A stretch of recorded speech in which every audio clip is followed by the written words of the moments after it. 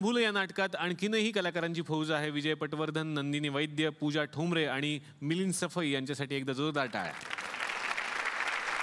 अवधूतजींनी विनय काकांची एक आठवण सांगितली. विनय काकांचं आणि तुमचं रिलेशन याविषयी आता मला तुम्हाला विचारायचं. कॉलेजमध्ये असताना सर आले होते आम्हाला शिकवायला. मी रुईया कॉलेजमध्ये शिकत असताना. आणि जसं सगळ्यांनी सांगितलं पाहिजे ते पहिलं त्यांचं इम्प्रेशनच एवढं पडतं ना की माणूस ओढला जातो. तसा मी ओढला गेलो.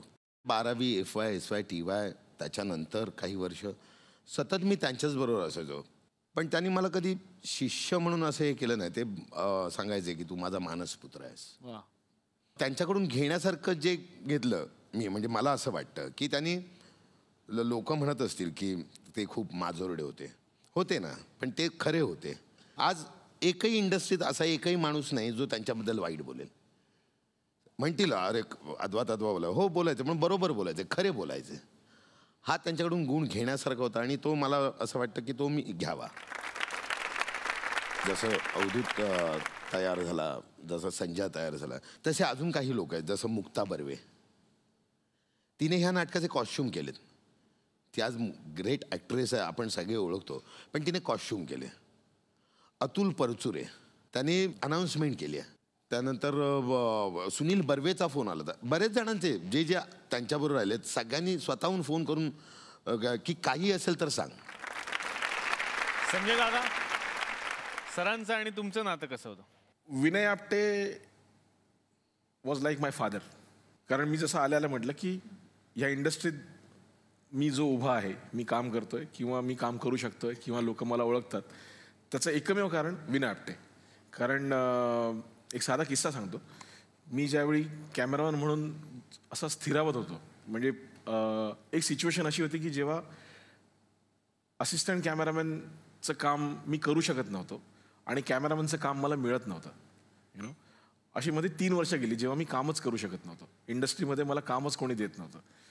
त्यावेळी विनय सर माझ्या मागे उभे राहिले. त्यांनी मला एक सिरियल ऑफर केली. त्यावेळी ना मी थोडा फिल्मवाला होतो ना, तर मला सिरियलचा पॅटर्न, सिरियलचं लाईटिंग आणि सिरियलचं पॅटर्न करताना ना खूप वेळ लागायचा.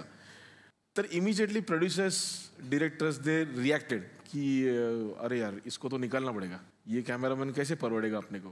त्यावेळी विनय आपटे नावाचा माणूस माझ्या मागे उभा राहिला आणि ही सेटवर त्यांनी सगळ्यांच्या समोर सांगितलं प्रोड्युसरला, जर सिरियल विकायची असेल तर संजय जाधव पाहिजे. संजय जाधव असेल तर मी काम करेन, नाही तर मी करणार नाही. तो जो इनहेरंट माज होता ना विनय आपटे नावाचा, आणि आय डोंट नो, समाव आम्ही सगळेच तो कॅरी करतो. मी म्हणा, संजय म्हणा, किंवा right from Mahesh Manjrekar to everyone.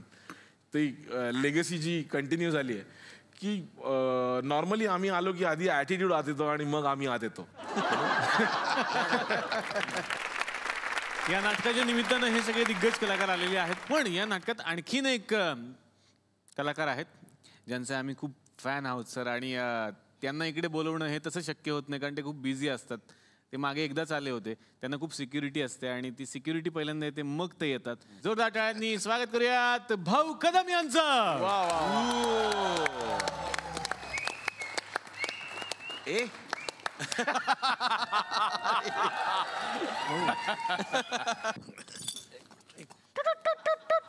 Okay, area secure.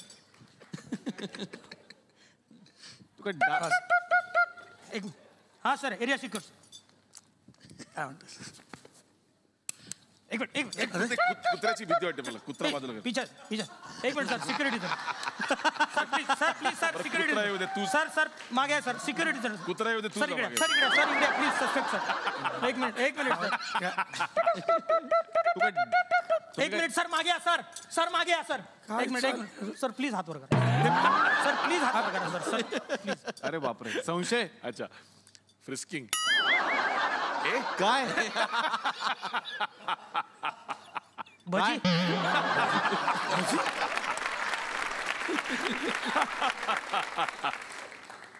कालची आहे सर. काल कुठे शूटिंग होतं सर? सकाळच्या नाश्त्याची. एक मिनिट, मला परत चेक करावं लागेल जरा. का पाव असेल तर भूक लागली.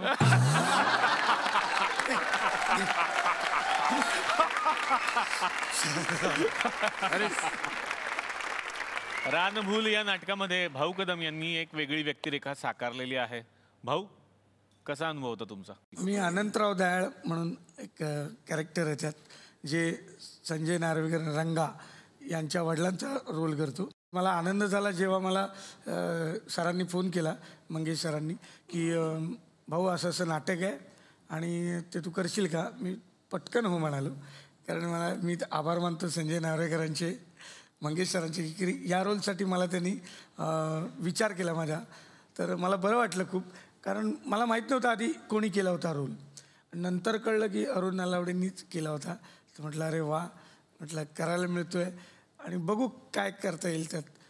पण मला एवढा सपोर्ट केला ना, मी फार कमी दिवस होतो, पण यांनी एवढा कॉन्फिडन्स वाढवला की मग तो करताना मला खूप मजा येते. म्हणजे आजही प्रयोग लागला की असं वाटतं की किती करू याचे प्रयोग, हे थांबू नये. कोणाच्या मनात काही प्रश्न आहेत का चांगले? मला का नाही संजय जाधवांना विचारायचं मला.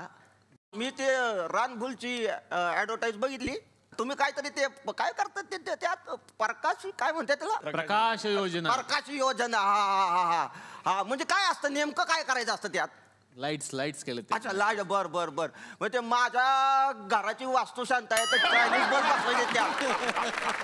काय करायचं? चायनीज बल्ब बसवायचे आहेत घराला. लाईट देत नाहीत ते. काय देतात? 3 पिन देता का? 3 पिन.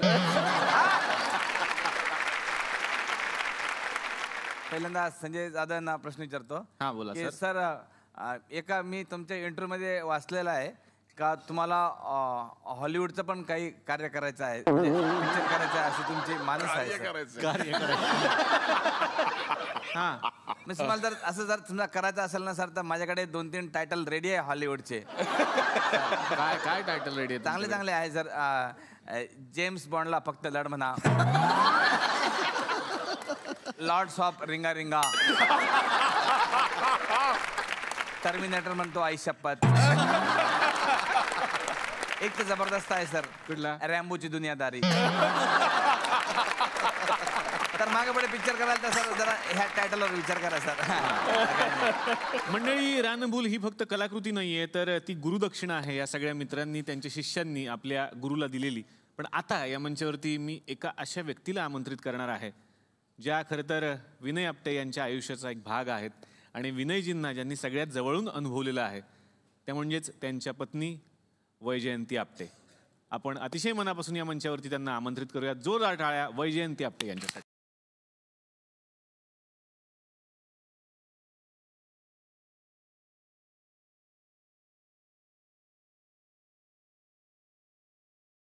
मॅम, तुमचं मनापासून या मंचावरती स्वागत. सरांच्या दराऱ्याबद्दल प्रत्येक जण इथं बोलतो, पण घरात सर तसेच होते? तेवढा दरारा होता? नाही खरं तर. अच्छा. दरारा म्हणजे मला वाटायचा, सुरुवातीला खूप भीती वाटायची, आमचं नवीन लग्न झालं, पण नंतर हळूहळू सवय झाली.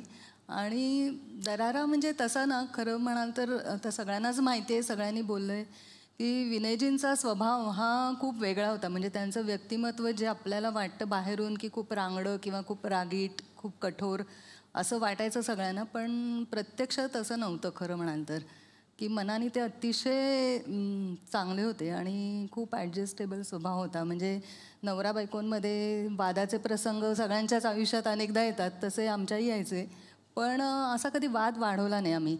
आणि आमच्या दोघांचं एक तत्त्व होतं की किती दिवसभरात वाद झाले, भांडाभांडी झाली, तरी रात्री एकमेकांना गुड नाईट म्हणायचं आणि वाद संपवायचा तिथेच. ह्या नाटकाने एक हिरो म्हणून जे वलय निर्माण होतं एखाद्या कलाकाराला, ते वलय विनयला ह्या नाटकाने दिलं. आणि एक सुपर हिरो किंवा असं आपण म्हणू ना की आजच्या काळात आपण म्हणतो सुपरस्टार, तर ते रंगमंचावरचा सुपरस्टार की ज्याच्या एंट्रीला टाळ्या यायला लागल्या ह्या नाटकात. मी त्यांची ॲक्च्युली एक वेबसाईट करायला घेतली आम्ही सगळ्यांनी मिळून, म्हणजे त्यांचे असिस्टंट पण होते, आणि ती त्यांच्या नकळत आम्ही एक वेबसाईट करायला घेतली होती. आणि त्या वेबसाईटसाठी त्यांना आम्ही लिहायला उद्युक्त केलं. तर त्याच्यामध्ये त्यांनी रानभूलबाबत थोडंसं लिहून ठेवलेलं आहे. 1988 साली मी रानभूल नावाचं नाटक केलं. प्रमुख भूमिका किंवा मी हिरो असलेलं हे पहिलं नाटक. ल मयेकरांनी लिहिलेल्या ह्या नाटकात माझ्या भूमिकेचं खूप कौतुक रसिकांनी आणि समीक्षकांनी केलं. एका 17 जूनला म्हणजे माझ्या वाढदिवसाच्या दिवशी रवींद्र नाट्य मंदिरात रानभूलचा कॉन्ट्रॅक्टचा शो होता. खचाखच भरलेल्या नाट्यगृहात प्रयोग सुरू झाला. नेहमीप्रमाणे मी एंट्री घेतली आणि टाळ्यांचा कडकडाट झाला.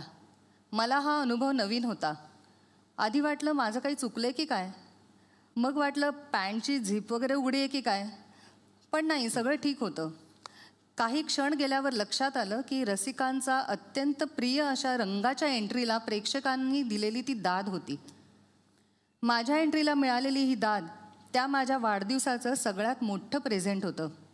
माझ्या अंगावर त्या टाळीनं मूठभर मास चढलं होतं, पण मनातल्या मनात मात्र प्रत्येक नाटकाच्या प्रत्येक एंट्रीला टाळी घेणाऱ्या अनेक रंगकर्मींना मी सलाम करत होतो.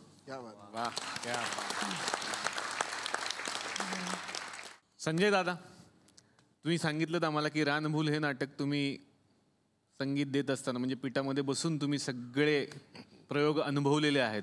तुमचे गुरु आहेत विनय आपटे सर. अशी जी माणसं असतात ज्यांचा दरारा असतो, त्यांचा आवाज प्रत्येकाला मोह होतो त्यांचा आवाज काढून बघावा. तर अशी माणसं असतात ही जगातून जात